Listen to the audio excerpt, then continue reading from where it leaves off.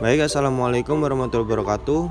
Perkenalkan, kami dari kelompok 8 yang akan membahas tentang materi fraktur. Kami yang beranggotakan 1. Ryan Nur Hakim dengan NIM J2102-10153. 2. Ada Kusnul Adib Al-Fasyi dengan NIM J2102-10157. Yang ketiga ada Francisca Reviana dengan NIM J2102-10164. Yang keempat ada Khonita Huwaida dengan NIM J2102-10185. Dan yang terakhir ada Ajeng Irsawati dengan NIM J2102-19202. Baik, kita langsung masuk ke materi saja.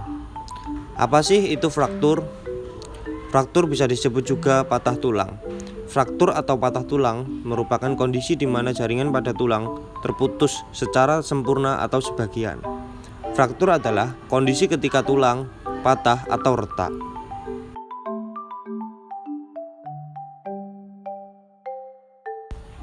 Mengapa fraktur terjadi? Yang pertama, fraktur terjadi karena cedera atau trauma. Contohnya seperti kecelakaan lalu lintas, jatuh, cedera olahraga, dan lain-lain. Yang kedua ada osteoporosis, yaitu kondisi di mana tulang menjadi rapuh yang sering terjadi pada lansia. Ketiga ada penyakit atau infeksi. Contohnya adalah kanker tulang dan tumor tulang. Dan yang keempat ada kekurangan nutrisi, yaitu kekurangan nutrisi terutama vitamin D dan kalsium.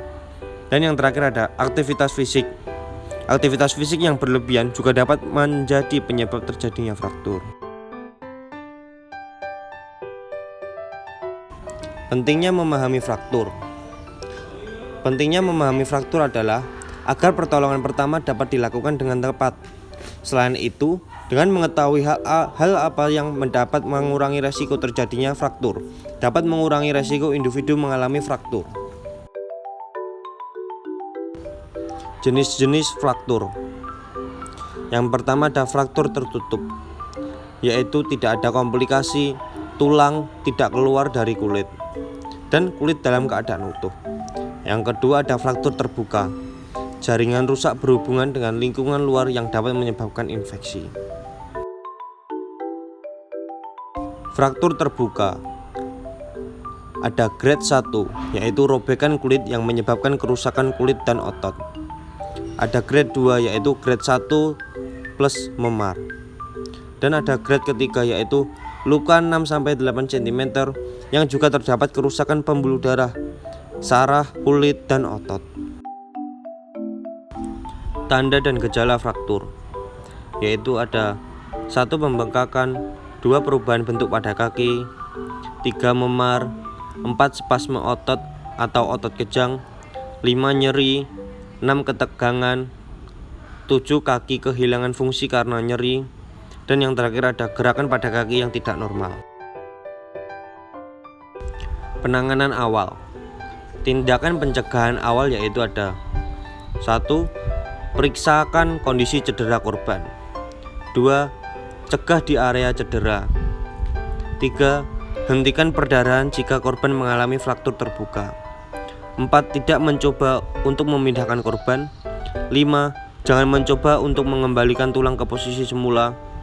6. Jika memungkinkan, lakukan kompres dingin. 7. Pantau kondisi korban dan perhatikan jika ada tanda-tanda syok. Pentingnya imobilisasi sementara, yaitu mencegah pergerakan yang tidak stabil, mengurangi rasa sakit, menghindari cedera tambahan, dan mengurangi resiko komplikasi. Perawatan medis. Pemeriksaan. Yang pertama ada pemeriksaan Röntgen, menentukan lokasi dan luas fraktur.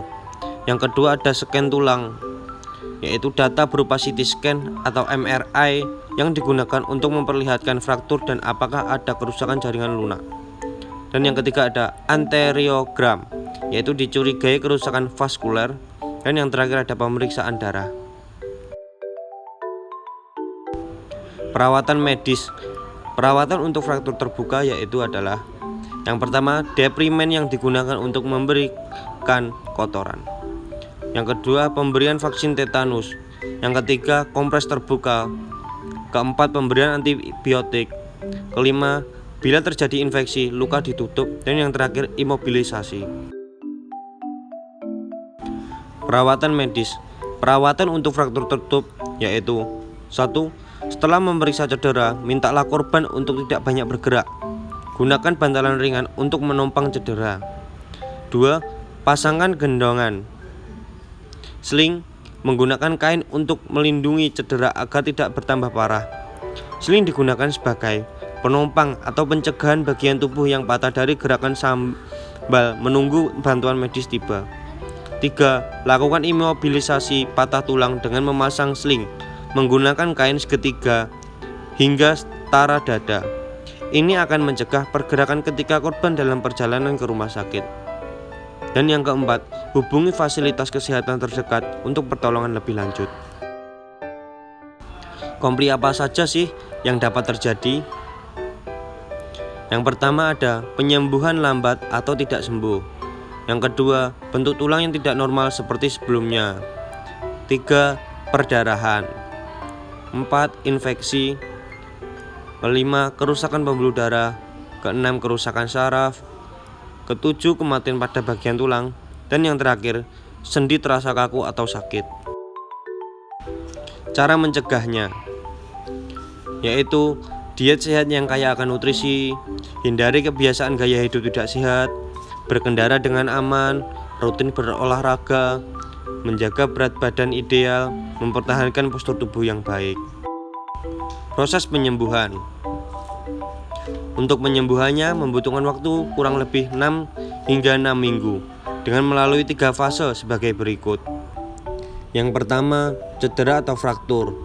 Selanjutnya, peradangan awal, bengkak dan sakit. Selanjutnya, pembentukan bakuan darah. Dan selanjutnya, pembentukan kalus atau jaringan baru penggantian tulang. Lalu penyembuhan, pemulihan fisioterapi atau latihan, dan penyembuhan total.